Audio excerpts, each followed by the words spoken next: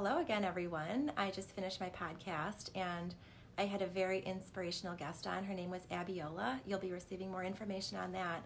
But she is someone who's super accomplished. She helps other women, helps to empower other women and helps them step into their greatness.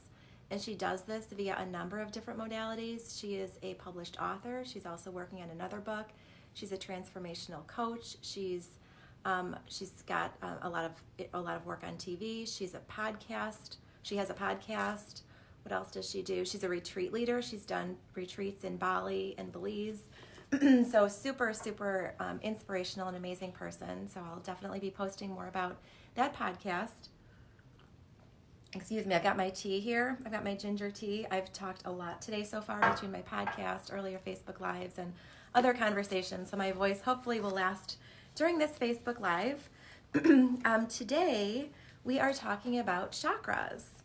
And I'm super excited to talk about this topic because chakras play a huge role in our overall health and wellness, in our overall well-being, in our mental soundness of mind, body, spirit. And we're going to talk at a pretty high level about chakras and the role and the importance that they play. And I'll also talk to you about how to keep them in optimal working condition and what you can do, give you some ideas for what you can do if they are blocked. So first of all, just at a really high level, for those of you who may not know or who may want a refresher, chakras are energy centers within the body, and we all have them. They're not in our physical body, they're in specific locations within our physical body, but I know when I first heard the word chakra, I thought, well, I want to see them, right? That's our natural inclination to want to see something or have tangible evidence of it. But chakras are whizzing, whirling, circular units of energy that are located within the body. And there are 7 of them within the human body. They span from the top of our head down to the bottom of our trunk. And there are 7 scattered throughout. And I will explain to you what those are and the role that they play. This visual may help. Don't worry about reading my notes. Those are just my notes on the side, and we'll go over all of those. But you can see where they're located. So starting all the way down at the bottom, all the way up to the top of the head.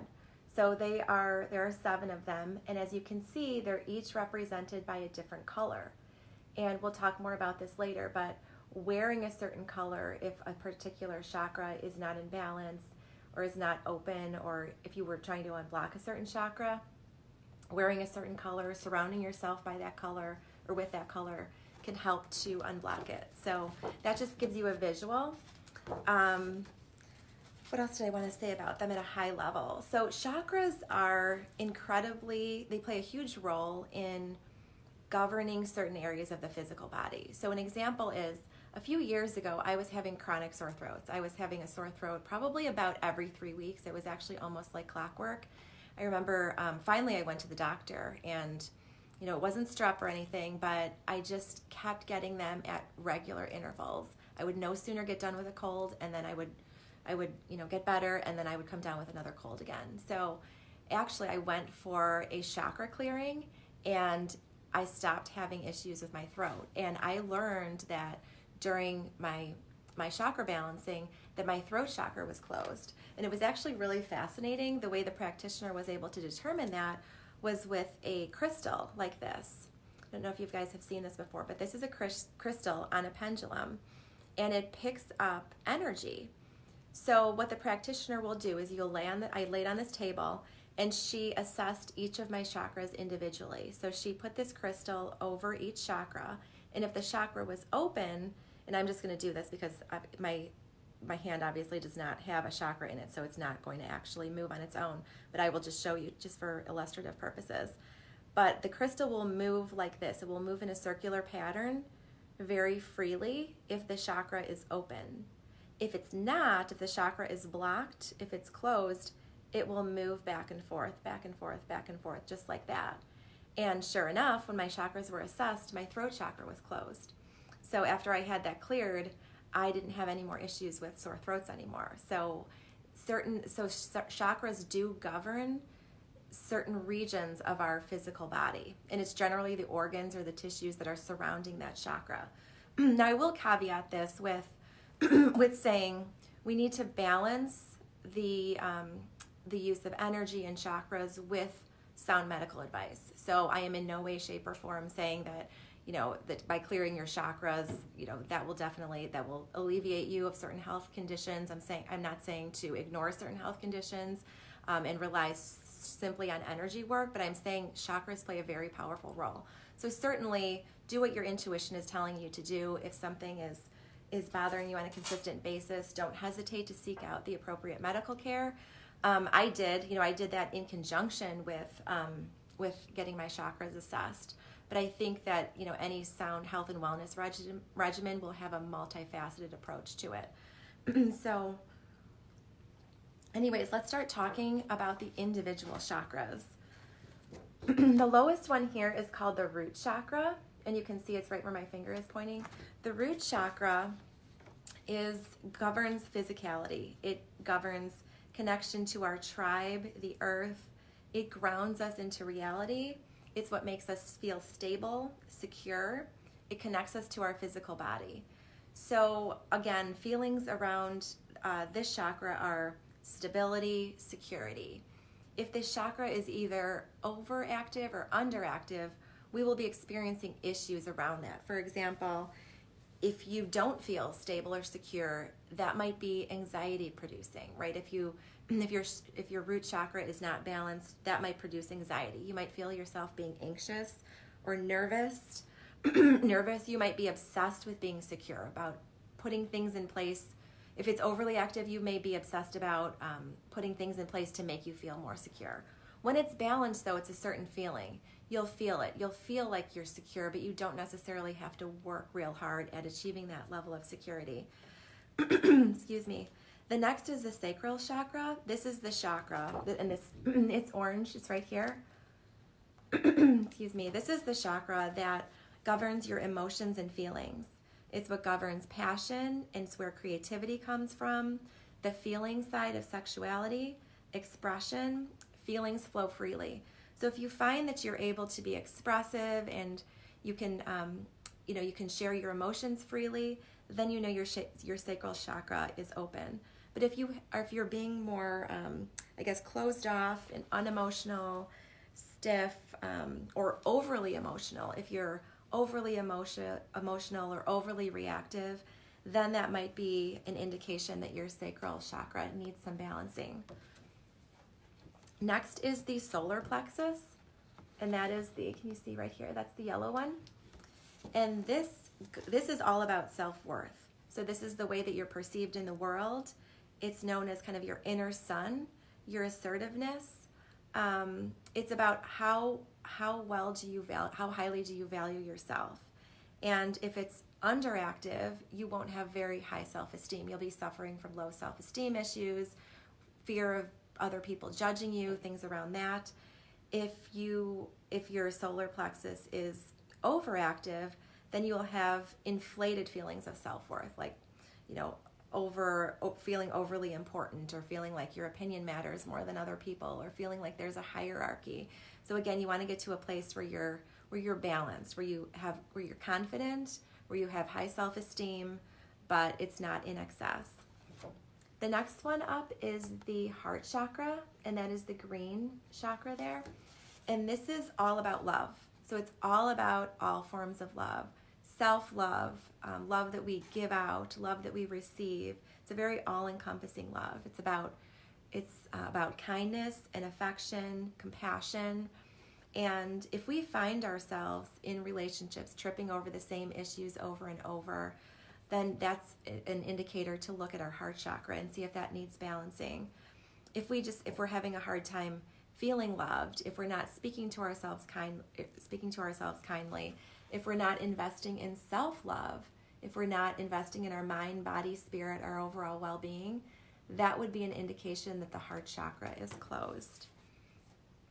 Next up is the throat chakra, right here, which is kind of that bluish aqua color.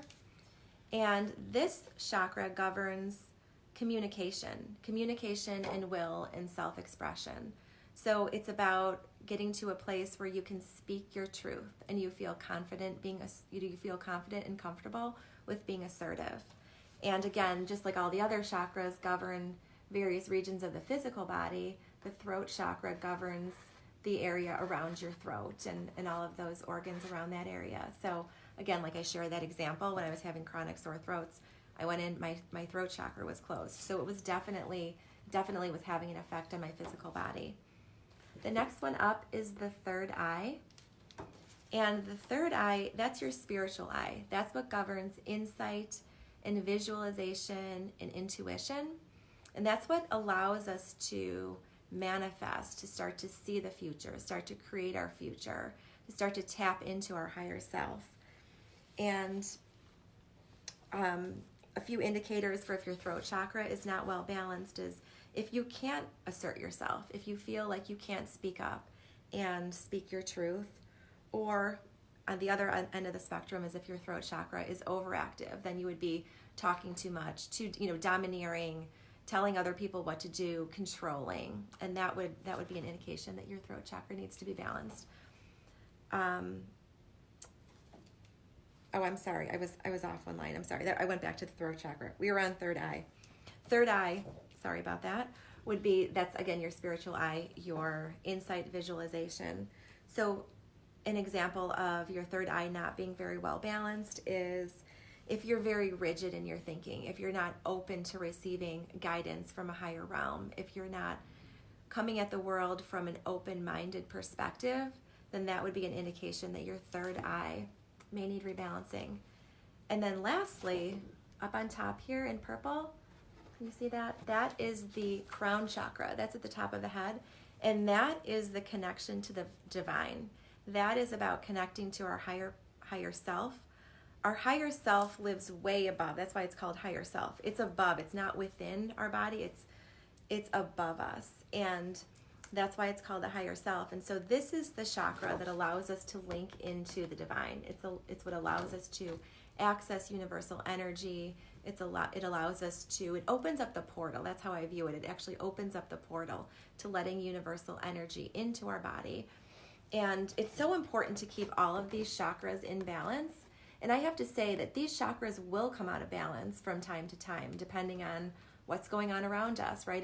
It's called life. There's plenty of opportunities for life to kind of jolt us off of our axis or to introduce imbalances. But it's important to recognize when our chakras are not in balance. And the best way to do that is to ask yourself how you're feeling. Do check-ins with yourself several times throughout the day, maybe 3 or 4. First thing when you wake up in the morning, during the day, maybe a couple times, and then at night. How do I feel? How do I feel physically, mentally, spiritually, emotionally? Write it down, get your journal out, and start looking for patterns.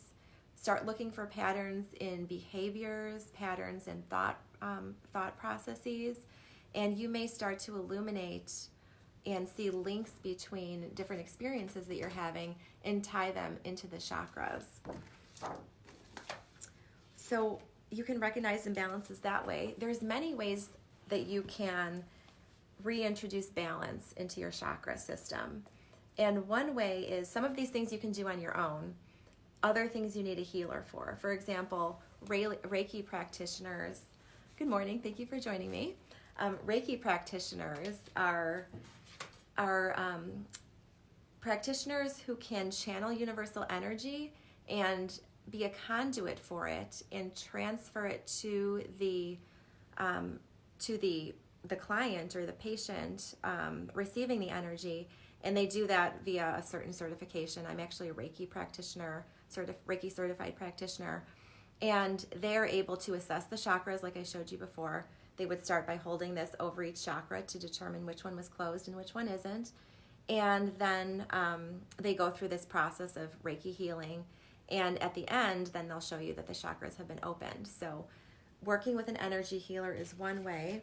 There are also things you can do on your own. Where's my spray? This is something that I love to spray.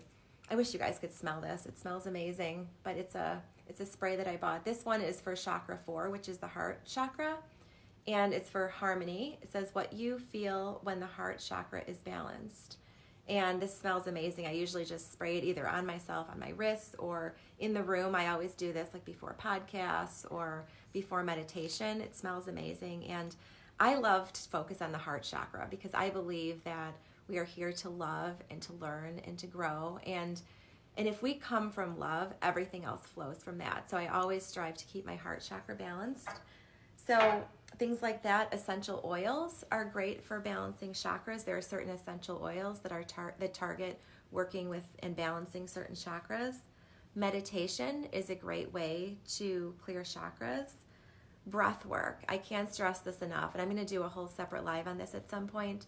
I can't even tell you how many of the last several podcasts that I did, we were talking about just quieting the mind and slowing down and connecting and disconnecting from this busy world. And I always ask people, what is something that you do in order to recenter yourself, reground yourself, connect?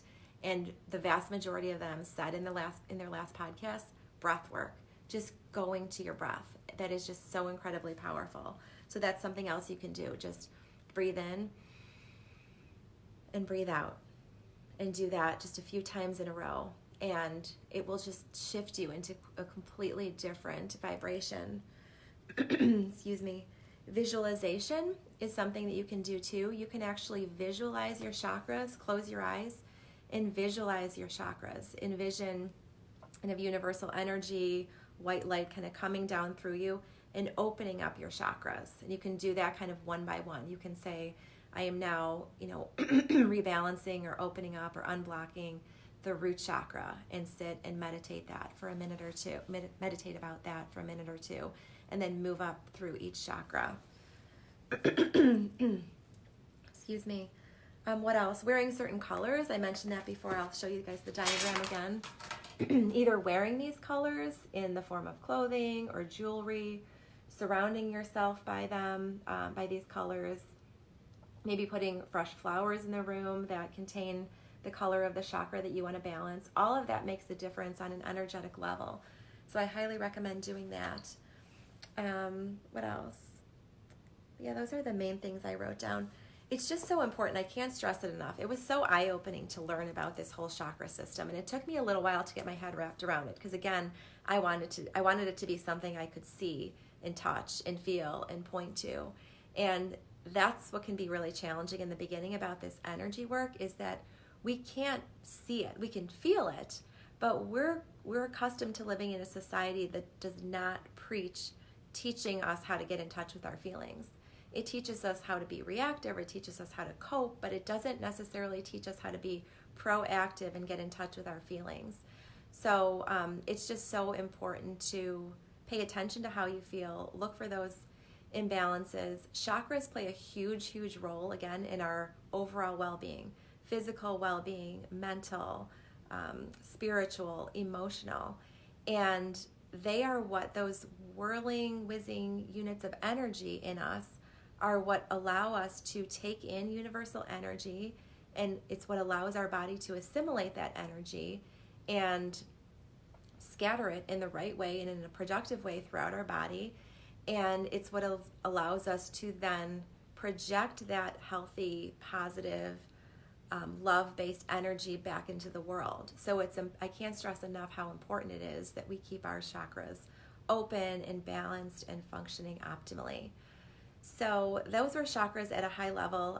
The newsletter next week will be about chakras. I'll go into a little bit more detail about things you can look for if chakras are out of balance, but I wanted to just talk really high level and introduce you to this concept.